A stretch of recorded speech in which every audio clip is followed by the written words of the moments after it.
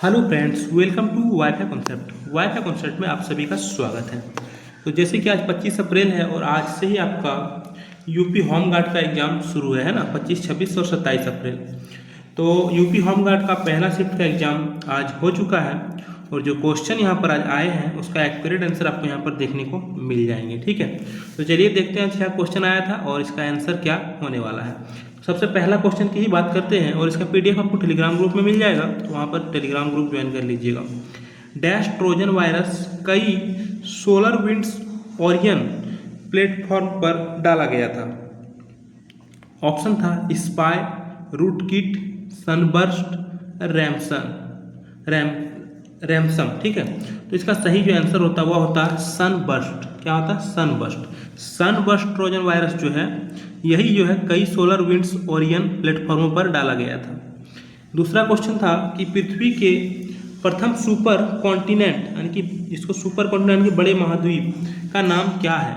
तो Colombia, वालबरा, Pangaea, Gondwana. तो देखिए इसका जो सही आंसर होगा वह होगा वालबरा। सबसे बड़े जो है यानी कि सुपर कॉन्टिनेंट का जो नाम है वह है वालबरा। तीसरा क्वेश्चन था कि व्हाट इज द नेम, कौन सा संगठन दुनिया के सबसे गरीब विकासशील देशों को ऋण और अनुदान प्रदान करता है? तो इसमें कौन सा संगठन है जो कि सबसे गरीब जो विकासशील देश है यानी कि जो पुअर डेवलपिंग कंट्री है उसको लोन प्रोवाइड कराता है? ऑप्शन में था आपका अंतर्राष्ट्रीय मुद्रा कोष, संयुक्त राष्ट्र, विश्व बैंक या विश्व व्यापार संगठन। तो इसका सही आंसर हो जाता है, आप सभी को पता होगा, वर्ल्ड बैंक। कौन कराता है? वर्ल्ड बैंक प्रोवाइड कराता है, गरीब विकासशील देशों को ऋण प्रोवाइड कराता है ना। एक क्वेश्चन था वेद से कि वेदों में मानव अधिकार को निम्नलिखित अवधारणा से दर्शाया गया है। समानता का अवधारणा, असमानता का अवधारणा, आर्थिक प्रणाली या फिर अस्पृश्यता का अवधारणा। देखिए वेदों में जो है ना मानव अधिकार को समानता की अवधारणा के आधार पर दर्शाया गया है। ठीक है, चलिए अगला क्वेश्चन की ओर बढ़ते हैं और अगला क्वेश्चन है आपका, हर वर्ष जो है किस दिन को विश्व कला दिवस के रूप में मनाया जाता है? जो है हर साल जो है कब वर्ल्ड आर्ट डे सेलिब्रेट किया जाता है? तो इसका जो सही आंसर हो जाएगा वह हो जाएगा 15 अप्रैल। 15 अप्रैल को हर वर्ष जो है विश्व कला दिवस के रूप में मनाया जाता है। ये था क्वेश्चन नंबर 5। चलिए अगला क्वेश्चन की ओर बढ़ते हैं, क्वेश्चन नंबर 6 की ओर आते हैं। क्वेश्चन नंबर 6 में एक अनुच्छेद आया था, अनुच्छेद 352। अनुच्छेद 352 किससे संबंधित आप सभी को पता है? राष्ट्र की आपात है ना। और अनुच्छेद 356 है राष्ट्रपति शासन से, और एक आता है अनुच्छेद 360 है ना। लेकिन अनुच्छेद 352 की बात करें तो राष्ट्रीय आपात से संबंधित है।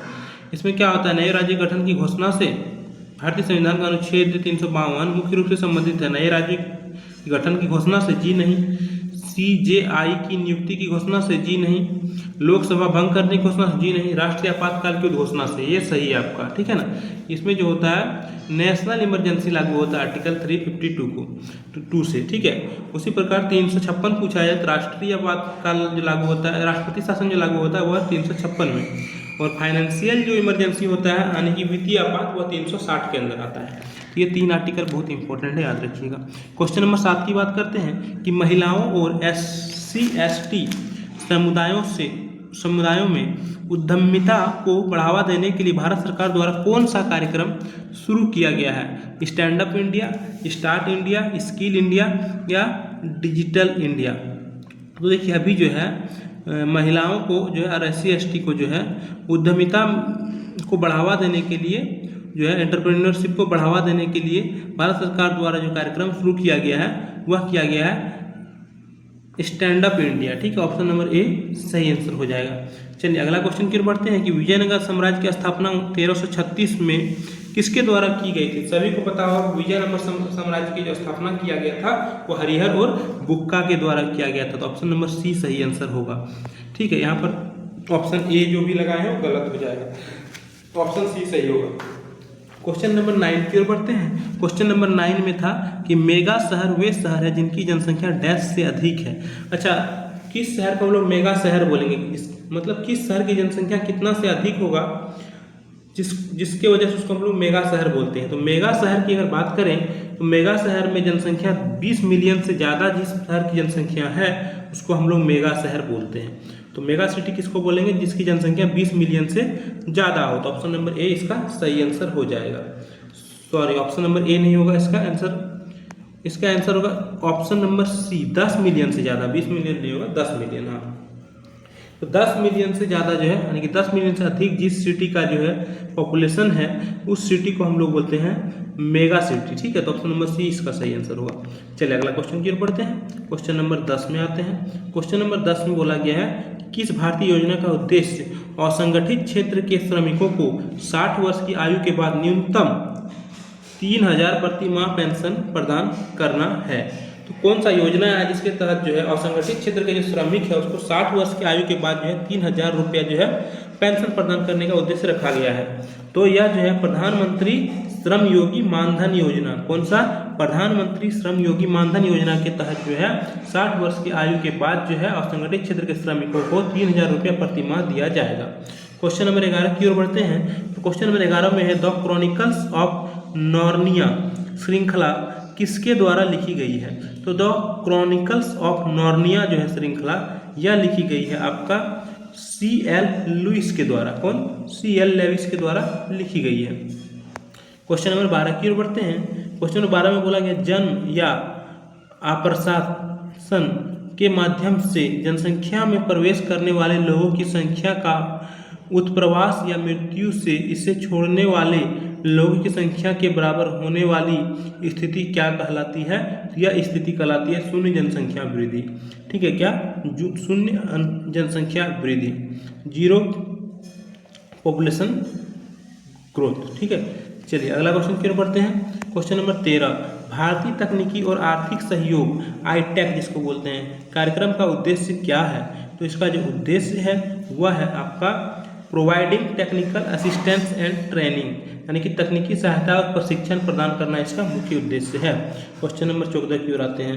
बोला गया कि भारत के GST मॉडल में संरचनाओं की संख्या है, यानी कि जो नंबर ऑफ स्ट्रक्चर्स है इंडिया का GST मॉडल में वो कितना है? वह है आपका 4। ठीक है, चलिए आगे की ओर बढ़ते हैं। WTO वर्ल्ड ट्रेड ऑर्गेनाइजेशन के वर्तमान महानिदेशक कौन है? तो इसका जो वर्तमान महानिदेशक है वह हो जाएगा आपका, इसको आप लोग देख लीजिएगा वर्तमान में महानिदेशक कौन है। चलिए अगला क्वेश्चन की ओर बढ़ते हैं। 16 नंबर, प्रसिद्ध उपन्यास द गॉडफादर किसके द्वारा लिखा गया? बड़ा अच्छा क्वेश्चन है कि द गॉडफादर पुस्तक जो है किसके द्वारा लिखा गया है? मारियो पुजो के द्वारा। ठीक है, ऑप्शन नंबर ए इसका सही आंसर हो जाएगा। 17 नंबर है, पैन का फुल फॉर्म पूछा गया है, तो सभी को पता होगा पैन का फुल फॉर्म क्या होता है। तो पैन का जो फुल फॉर्म होता है वो होता है permanent account number. Option number C सही आंसर हो जाएगा। पैन कार्ड में जो पैन होता है ना, उसी का यहाँ पर फुल फॉर्म पूछा गया है। क्वेश्चन नंबर 18 की बात कर लेते हैं। पृथ्वी की जलवायु प्रणाली के लिए ऊर्जा का प्राथमिक स्रोत क्या है? सभी को पता होना चाहिए कि सूर्य जो है ऊर्जा का प्राथमिक स्रोत है। भारत में वित्तीय आपातकाल घोषित करने का अधिकार किसके पास है? देखिए, वित्तीय यानी कि हम लोग इसको बोलते हैं फाइनेंशियल इमरजेंसी, जो कि आर्टिकल 360 के अंदर आता है, अभी हम बताए थे। और यह जो है कौन घोषित कर सकता है? फाइनेंशियल जो है आपात कौन लागू कर सकता है? तो आप सभी को पता होना चाहिए कि राष्ट्रपति लागू कर सकता है। ठीक है, चलिए अगला क्वेश्चन की ओर बढ़ते हैं। क्वेश्चन नंबर 20, और क्वेश्चन नंबर 20 में पूछा गया, फेसबुक ग्राहक सबसे महत्वपूर्ण सोशल मीडिया मार्केटिंग टूल में से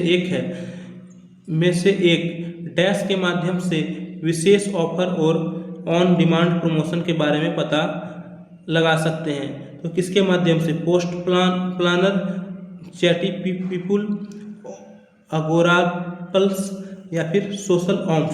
तो इसका जो सही आंसर होगा ना वह हो जाएगा आपका चैटी पीपुल। ठीक है, इसके माध्यम से। निम्नलिखित में से क्वेश्चन नंबर 21 की बात करते हैं कि निम्नलिखित में से कौन सी बांग्लादेश की राजधानी है? तो सभी को पता होगा बांग्लादेश की राजधानी क्या है? ढाका। बड़ा ही आसान क्वेश्चन है।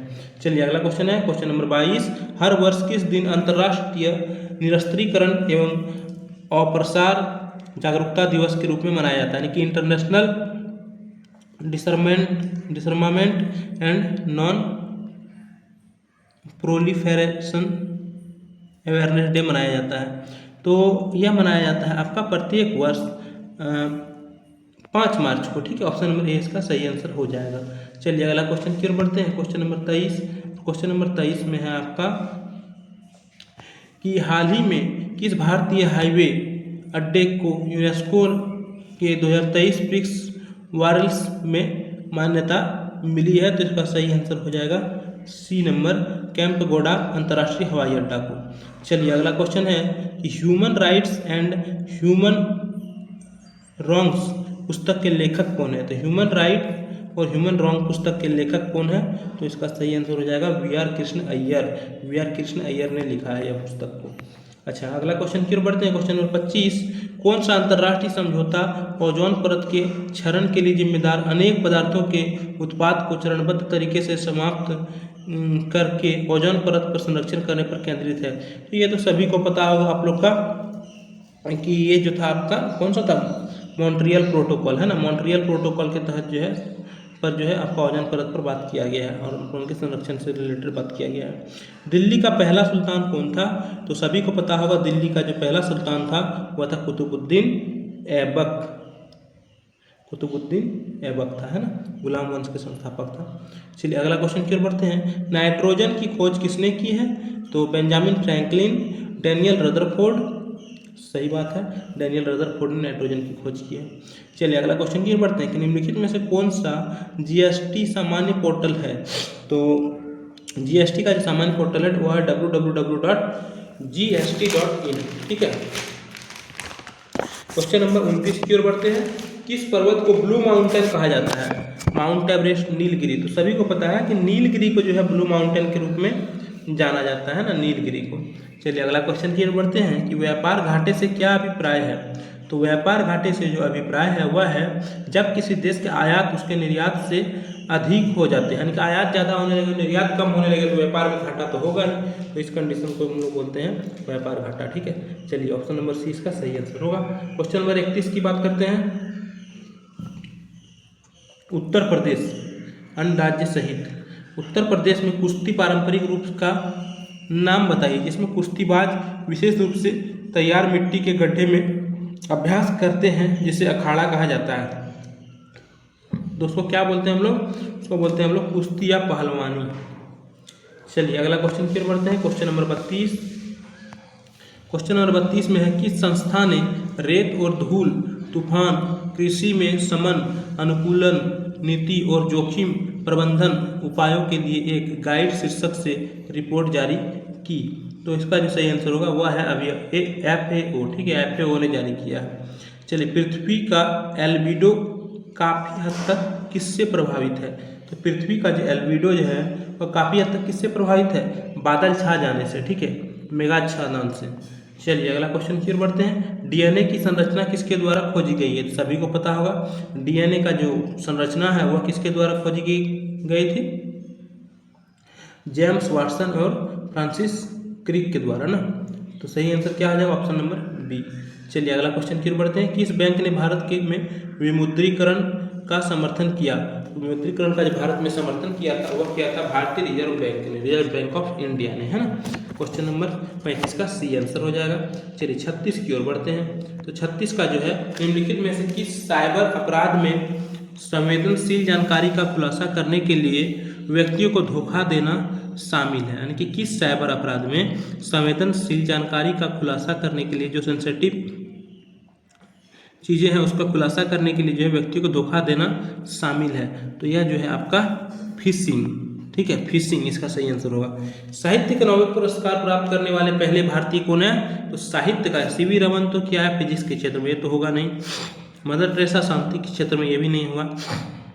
साहित्य की बात करें तो रविंद्रनाथ टैगोर हो जाएगा। ठीक है, रविंद्रनाथ टैगोर हो जाएगा। 37 का डी आंसर सही हो जाएगा। चलिए अगला क्वेश्चन फिर पढ़ते हैं। Question number 38। जर्मनी की राजधानी कौन सी है। तो सभी को पता होना चाहिए बर्लिन जो है जर्मनी की राजधानी है। ठीक है, इस प्रकार टोटल 100 क्वेश्चन का आंसर आपको बता दिया गया है और हर क्वेश्चन में टिक लगा दिया गया है। आप लोग जो है PDF ज्वाइन कर लीजिएगा टेलीग्राम ग्रुप में जा करके। मैं यहीं पर इस वीडियो को स्टॉप करता हूँ। वीडियो अच्छी लगी तो एक बार लाइक जरूर कीजिएगा और चैनल को सब्सक्राइब करके चैनल से जुड़ जाइएगा ताकि नेक्स्ट वीडियो जो आएगा आप सभी को नेक्स्ट पार्ट जो मिलेगा 39 से वो भी आपको देखने को मिल जाएगा। ठीक है, आप लोग बताइए क्वेश्चन कैसा रहा और कितना क्वेश्चन आप लोगों ने अटेम्प्ट किया। मिलते हैं अगले वीडियो में। आप सभी को वीडियो देखने के लिए बहुत बहुत धन्यवाद।